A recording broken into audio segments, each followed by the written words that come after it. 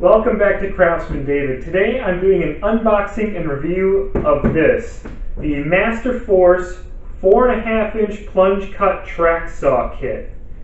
So I'm sure you're familiar with track saws. There's the Festool, there's the DeWalt, there's the Makita, and all of them are like $500–600, especially if you want to get a 4-foot long track or an 8-foot long track. I was strolling through Menards this week and I saw this thing on their shelf. And I asked the store employee, he said that they got it in October. This is a track saw kit for $99. Not only that, this week they had an 11% off sale, so it was only $90. So I had to try it out for you guys. Let's see what it can do. Alright, so sitting on top is the carrying bag. Underneath that, I have the instructions. And then here is the saw itself, in a nice plastic bag. The blade is already installed. That's interesting. Usually they leave those separate. Here's a fine-tooth blade. Then below that is the guide rail. And lastly, we have the clamps to hold the track to your workpiece. There's also some tools. I have an Allen wrench and a bigger Allen wrench. The rail pieces come as 4 pieces that go together. The rail connectors come assembled on the bottom side of the rail piece, and they give you an Allen wrench to take those out so you can slide them over, connect your rail up. Also, what's kind of nice is, I've never actually had to do this, but they do give you an extra pair of brushes for the tool, so if the motor ever wears out, you can put new brushes in. And let's start off by going over the specs on this saw. So as you know, it's a 4.5-inch diameter saw blade. Standard circular saw is 7 1/4, so this is kind of a mini circular saw. When you plunge down, it has a 1-inch depth of cut when you're on the track. If you're off the track, it's about 1 3/16 inches. The motor of the saw is an 8-amp motor. It runs the saw blade at 12,000 RPM. It comes with the 2 saw blades. This first one is for fast cutting, and it talks about like 2x4s and stuff like that. The second one is for plywood and cross cutting, stuff that you want a finer finish on. So you'll notice it has 2 triggers. The front trigger is the electronic one that starts the motor. The back trigger is for plunging, so I can't push it down, but if I pull the back trigger, now I can plunge down, and of course if I let go, it clicks back into place when I come up. This lever right here is a blade lock, so the blade turns, but to change out the blade, you hit the blade lock, then you only need to use 1 tool to change out the blade. On the back side here, it has a very simple mechanism for adjusting the depth of cut. I was a little worried it wouldn't have one being so cheap, but it does. It's got this imperial scale, which is important. The scale does not seem to compensate for the thickness of the track, so be aware of that. But you can set this where you want, tighten it down, and now it's only going to plunge down to that depth. It's got these 2 levers, which are cams that adjust the play when you put it on the aluminum track. You can tighten these cams up, and that'll take the backlash out of your system. It's got the dust port here, and it's an 1 1/4 port, which fits my shop vac fittings just fine. This is just a standard shop vac hose that you can get at any home center. Fits on there no problem. It does come with this little adapter piece that you can put in here to maybe adapt to some other type of hose, but mine fits right on there. And also, I like that the whole saw is not very heavy. It shouldn't be too hard to push it down the track. And I also like that the grips are actually nice rubber overmold grips, and it's got 2 of them, 1 for each hand. It's also interesting to note that this saw plunges with the hinge in front. Some of the Festools and the DeWalt, I think the hinge is actually on the back side, so when you plunge forward, but this one you're actually plunging on a backward tilt. So now I've got a piece of track, and I'm going to set the saw on there, and you'll notice that the groove on the underside of the saw has 2 spots where it juts out, right where the cams are. So when it's against the track riding on the center rib, it's only contacting at those 2 points. The rest of this is not in contact with the track. So when I set it on there, of course it's pretty loose because I haven't tightened up the cams. You do that real easy. You just turn these knobs until it starts to snug.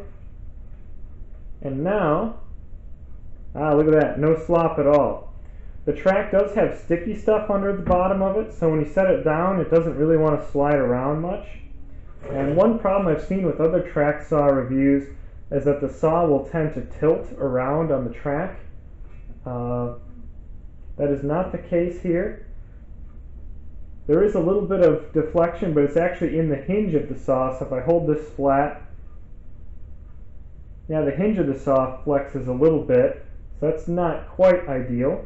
So I have here the track completely assembled, and when all four sections are together, it comes to 53 and 5/8 inches long. That's plenty of length to cross-cut a sheet of plywood. That's over 4 feet. Now the thing I was worried about most with 3 joints in here and being a cheaper saw, I thought no way this would be straight, but I am pleasantly surprised to find it matches my straight edge perfectly. This track is in fact perfectly straight when assembled. Let me show this to you so that you believe me. This track lines up perfectly with my straight edge. I can't believe it. So with only a 1-inch depth of cut, I see myself using this blade for sheet goods and things, more so than solid wood.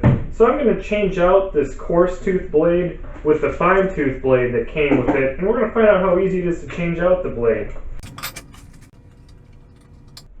Well, that couldn't be easier, just like you'd think. Well, I'm ready for my first cut, and that means breaking in the track, cutting the rubber strip back to where the saw blade is at. And when you're doing that, I highly recommend you follow what I'm doing here. I found an old oak board, the same width, and I cut it to the length of the track. This will support the rubber strip the whole length, so I'm going to trim the whole track at once, and with it being supported, it won't pull on the adhesive that holds it to the track as badly. So let's give it a shot.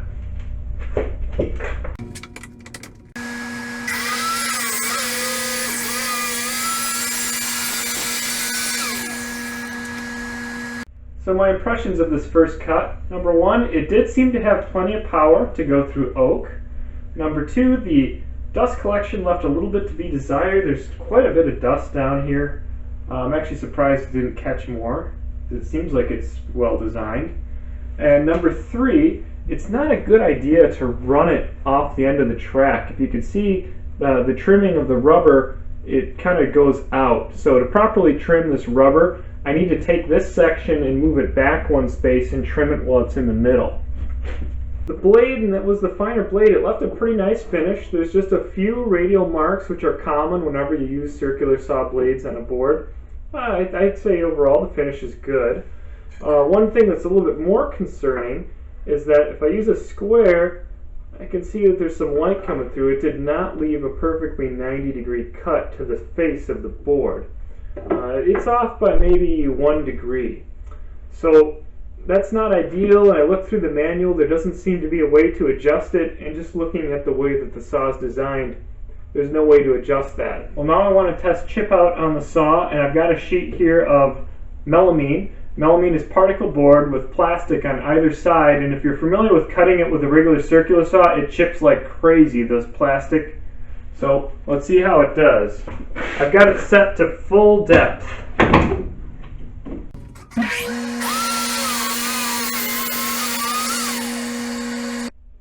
Well, unfortunately there's definitely chip out on both the edge under the rubber and on the cutoff side. It's actually about equal, which makes me think the rubber wasn't effective at all.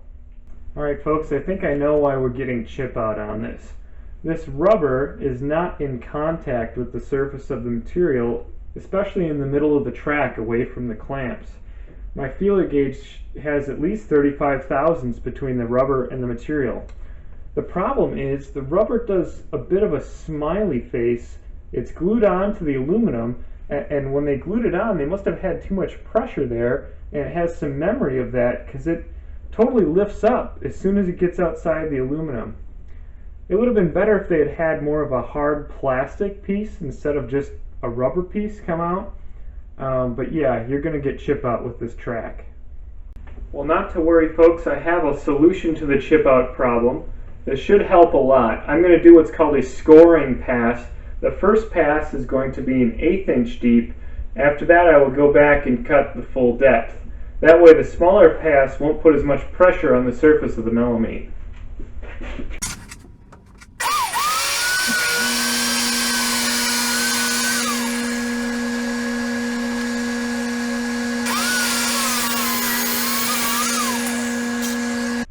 Well, as promised, the scoring pass delivered professional results. There's a little bit of chip out on the offcut piece, but the part under the track is, I don't see one chip on the whole length of it. It's perfect.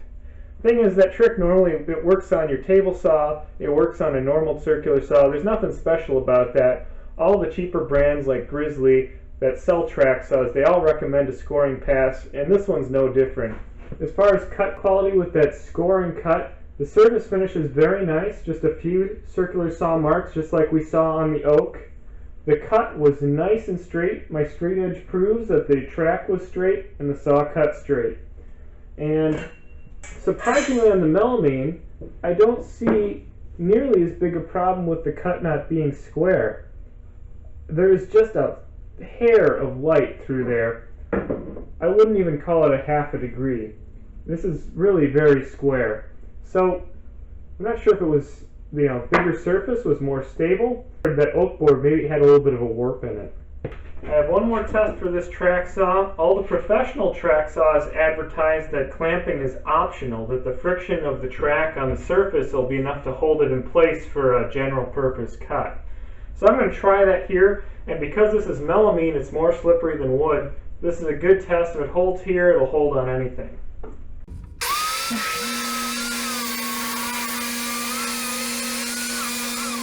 So as you saw there, the track did slip during my cut, and I did not end up with a straight cut because of it.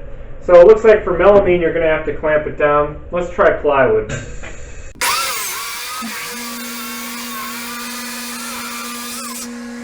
Well, the plywood certainly did better than the melamine, but it still slipped during the cut. Well, the issue is the joints. You always have a little bit of a burr or a catch as you go over the joint, and that's what happened here. As I hit this joint with the saw, it took the track and it nudged it a little bit, and I did not end up with a straight cut. So cutting without a clamp, no. And the whole saw kit fits in the bag nice and neatly. I like that the bag is a substantial bag. It's pretty high quality. It's got some pockets on the outside, which no one ever uses, but on the inside it had some straps to hold the track in place nice and neatly. Overall, I definitely think the saw is worth the money. For $90, you're getting a saw with plenty of power. It cuts nice and straight.